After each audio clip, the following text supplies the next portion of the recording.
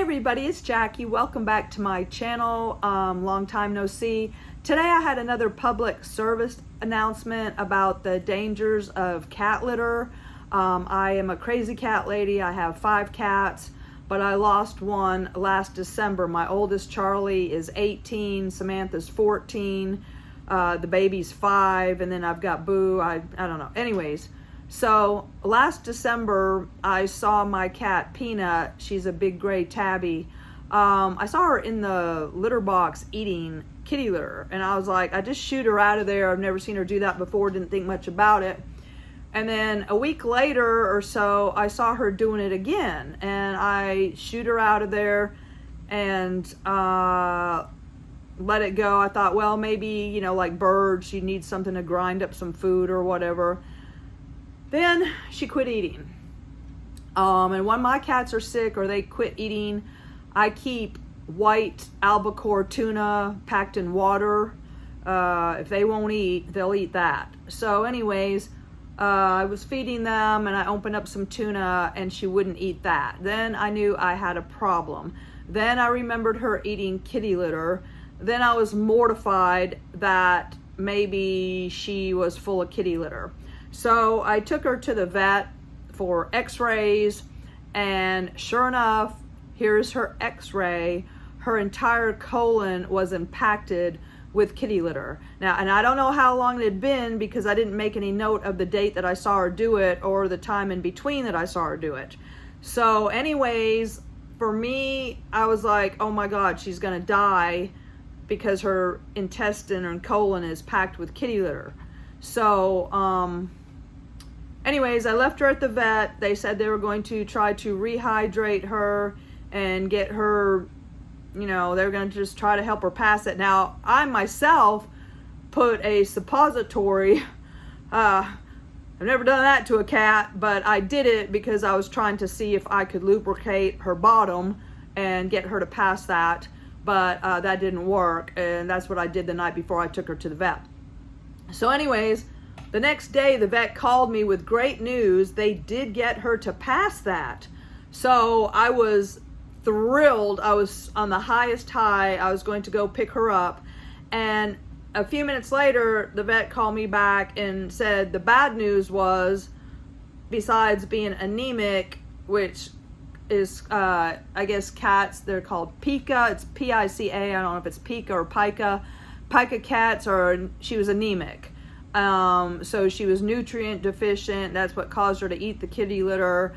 And she had feline leukemia. She was FELV positive, blah, blah, blah. So anyways, it was like I should put her down. And, you know, I didn't want her to spread it to the other cats. Like I said, I have 5 cats, 2 of them, you know, Charlie being old. And anyways, so I was distraught, to say the least, because it went from the highest high to the lowest low, and then to basically, after she went through all that and passed that, to find out that it was a death sentence anyways.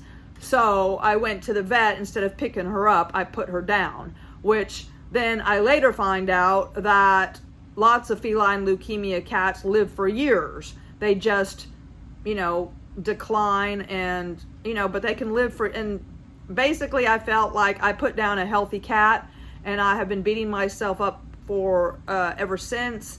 And as I have done my research afterwards, she could still be around. And now, and I was like, well, if she had it, they all have it. And Boo, my black cat, he has feline leukemia, and but I just get him a steroid shot every 3 weeks when he quits eating. And then that helps them until it wears off. So they probably all have it, which, okay, let me get back to why we're here. Do not buy Clumping kitty litter, because had that been Clumping kitty litter that does all the different colors and that, it's very attractive to cats. And if they eat that and it clumps, there's no way they're going to pass that. It is going to turn into a concrete block in their gut. So, and it is very palatable. So I was going to change. I use special kitty clay litter. And I still use it to this day. but they also make different kinds of natural, if you do have a cat that is anemic and wants to eat stuff. Do not buy clumping cat litter is the moral of the story. If this saves one cat, please let me know. I know, they have all those fancy cat litters, but that is attractive to a cat that might be anemic and it starts eating that stuff. And it was only because that I used just a plain natural clay litter that my cat was able to pass that. So that is my moral of the story today. And if you have lost a cat to feline leukemia, don't put the cat down. Do your research. They can live for a long time, and probably all of mine have it, because if they eat off the same plates, drink out of the same bowls, use the same litter boxes, which all of mine do, I didn't save any of them by putting Peanut down. They, I'm sure, all have it, but with Charlie being 18 and Samantha being 14 and whatever, I just hope I can save a cat. And I've got you to switch from clumping litter to clay litter. Let me know, because and I do have some other cat videos about like Samantha, my cat with a broken tail, that they also said to euthanize. I'm starting to think my veterinarians are like Dr. Death. I mean, it's just easier just to put down an animal.